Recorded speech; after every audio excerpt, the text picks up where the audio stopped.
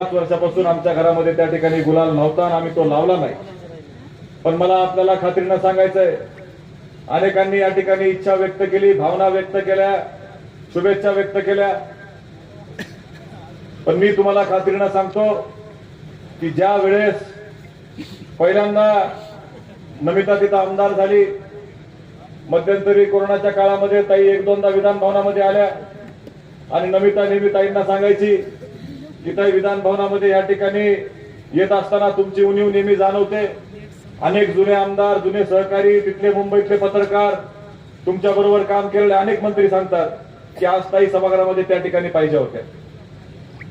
ह्या सगळ्या गोष्टी इथं होत असताना मला आपल्याला सांगायचंय की ज्या वेळेस या विधानसभेचा निकाल लागेल तर पंकजाताई बरोबर राजभवनामध्ये शेजारी उभारणारा आमदार कुठला असेल तो केजचा असेल आणि ती नमिता मुंडा असेल, हे आपण या ठिकाणी लक्षात घेतलं पाहिजे. ताईंना मंत्री करायचंय, जिल्ह्याच्या राजकारणामध्ये परत आपल्याला विकास करायचा आहे, ही भावना आपली या ठिकाणी खरी आहे.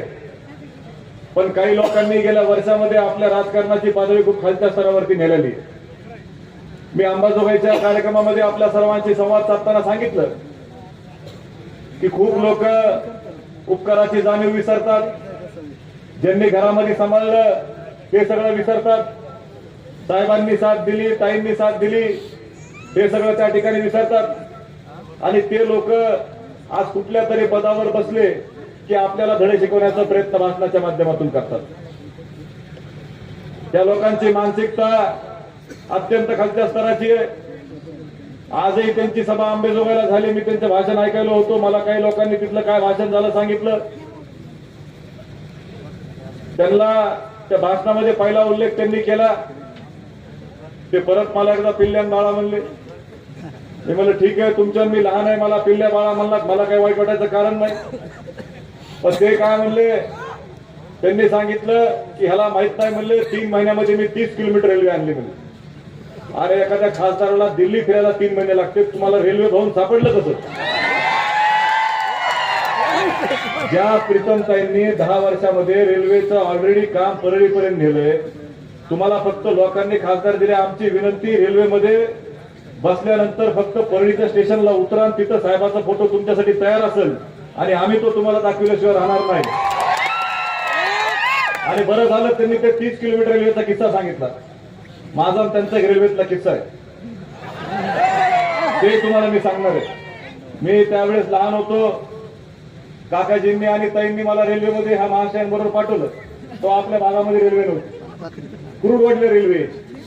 तर कुरुडवाडीला रेल्वे येताना आता काकाजी ताई म्हणले बाबा बाप्पा गावाकडे चालले, जातो ह्यांच्या बरोबर. मी म्हणलं सोडते ना आम्हाला व्यवस्थित.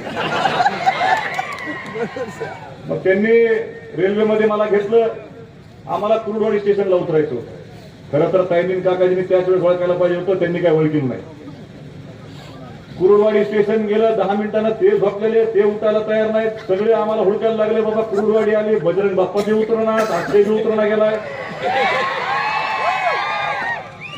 सोलापूरला आम्हाला गाडी घ्यायला आणलं. आता ज्या व्यक्तीला कुरुडवाडी आणि सोलापूर मधल्या स्टेशनचा फरक कळत नाही, त्यांनी 30 किलोमीटरचा आपल्याला सांगण्याचं काय कारण आहे बाबा? आणि त्या सगळ्या गोष्टी बऱ्याचदा त्यांनी सांगतात आणि काय बोलतात, काय नाही बोलतात. आता आज भाषणामध्ये म्हणले मतदारसंघातली राक्षसी प्रवृत्ती आम्हाला संपवायची म्हणले. आम्हाला माहित नाही, 1 मिनिट, कोण राक्षसी प्रवृत्तीचं आहे आणि कोण चांगल्या प्रवृत्तीचं आहे, हे काम ठरवण्याचं जनतेचं आहे. पण मला एवढं सांगतो, राक्षसी प्रवृत्ती आहे का नाही माहित नाही, पण आमच्यामध्ये चोरीची प्रवृत्ती बिलकुल नाही. हे आपण लक्षात ठेवायचं. कारण राजकारण करत असताना एखाद्याचं 25 वर्षामध्ये, 30 वर्षामध्ये, मी अनेकदा सांगतो, विमलताईच्या राजकारणाची सुरुवात हे स्वर्गीय मुंडे साहेबांनी या ठिकाणी केलेली. त्यांनी बऱ्याचदा या ठिकाणी संघर्ष केलाय. अनेक वेळा त्यांनी अनेक आंदोलनं केली, सोबत काम केलं. त्यानंतर पंकजाताईंनी या ठिकाणी आमदार नमिता मुंडाला काम करण्याची संधी दिली.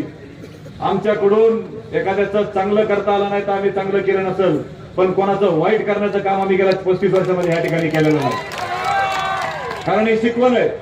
मला अनेकदा पंकजाताईंना मी बऱ्याचदा सांगत असतो, तुमचं मन मोठं आहे, तुमच्यामध्ये माफ करण्याची क्षमता आहे.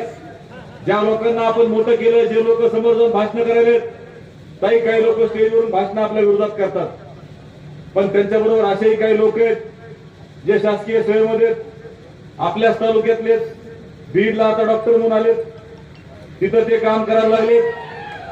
लोकसभेच्या वेळेस त्यांच्या हॉटेलला देशाचे नेते काहीतरी तिथे आले होते, थांबले होते मुक्कामाला. त्यांचं खासगी हॉटेल आहे, पण मला कळलं नाही खासगी हॉटेलला त्या ठिकाणी त्यांनी जाऊन रात्रीतून त्या नेत्याला भेटण्याचं काय कारण होतं. आम्ही त्यांना विचारलं. आता इथं समजा तुमचा आमचा एखादा व्यवसाय, कुणी काय करतं त्याला माहित नाही, पण त्यांना असं वाटतं की हे राजकारणामध्ये पाठीमागे राहून सगळं करतायत. मला अनेकांनी उमेदवारी देण्याचा प्रयत्न केला होता, पण मी ताई साहेबांच्या विरोधात उमेदवारी घेतली नाही म्हणून तालुक्यामध्ये सांगत होतो.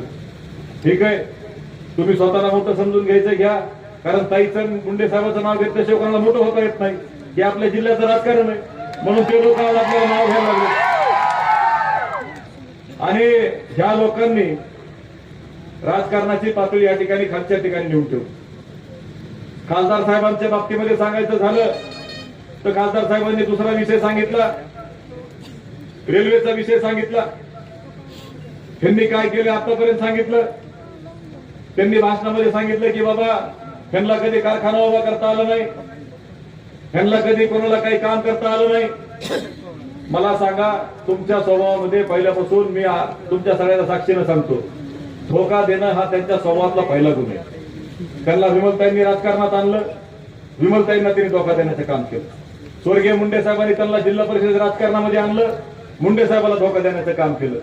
पालकमंत्री असताना धनंजय मुंडे साहेबांनी त्यांना सांभाळलं, धनंजय मुंडे साहेबांना धोका देण्याचं